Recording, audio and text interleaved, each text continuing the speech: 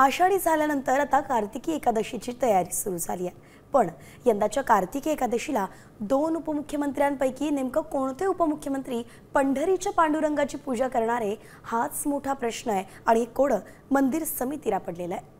या संदर्भात मंदिर समिती विधी आणि न्याय विभागाकडे विचारणा करणार आहे। यंदा कार्तिकी यात्रा काळात जिल्हा परिषद आणि नगरपालिका निवडणुकीची आचारसंहिता राज्यात लागण्याची शक्यता आहे। अशा वेळी निवडणूक आयोगाच्या विशेष परवानगीने उपमुख्यमंत्र्यांना पूजा करता येऊ शकेल।